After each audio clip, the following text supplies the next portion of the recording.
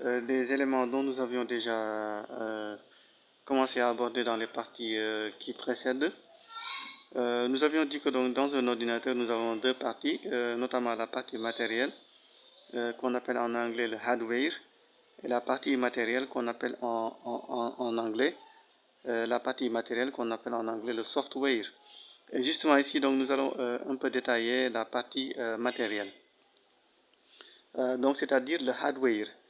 Et donc dans cette partie matérielle-là, il y a des éléments essentiels, notamment nous avons ce qu'on appelle l'unité centrale.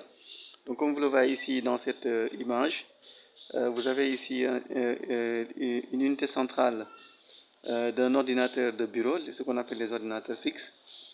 Mais comme vous le savez, aujourd'hui avec les ordinateurs PC, les ordinateurs portables comme on le dit, l'unité centrale, comme vous le savez donc, est intégrée à l'ordinateur. En tout cas donc l'unité centrale fait partie des éléments matériels.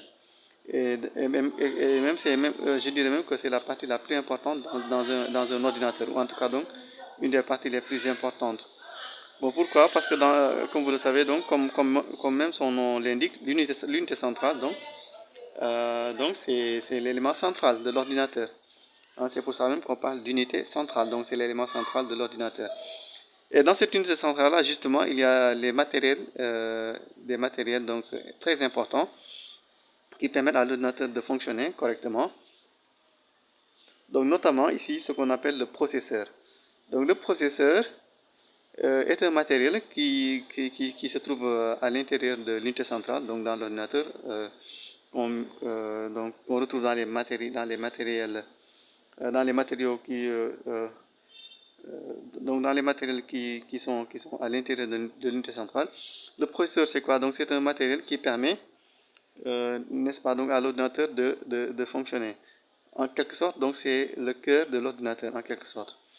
Donc c'est lui qui permet notamment d'exécuter en fait les requêtes des utilisateurs. Donc c'est le processeur. Nous pouvons également citer parmi les matériels que nous retrouvons dans un ordinateur, dans l'unité centrale, il y a ce qu'on appelle le disque dur. Donc le disque dur, c'est un outil de stockage. C'est un outil de stockage donc, qui permet de stocker des informations dans l'ordinateur.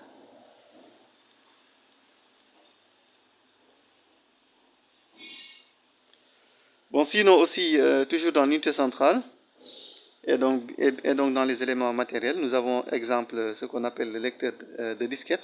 Bon, les lecteurs de disquette, presque on n'en voit plus dans les ordinateurs parce qu'ils ont été remplacés justement par ce qu'on appelle les CD. Donc aujourd'hui, dans la plupart des ordinateurs, au lieu de lecteurs de disquette, nous avons des lecteurs de CD. Parce que les disquettes, en fait, ont été un peu, n'est-ce pas, abandonnées au profit des CD. Donc ça ici, ce sont des éléments matériels. Nous avons toujours également dans les éléments matériels ce qu'on appelle les mémoires. Il y a ce qu'on appelle les mémoires justement mortes et les mémoires vives.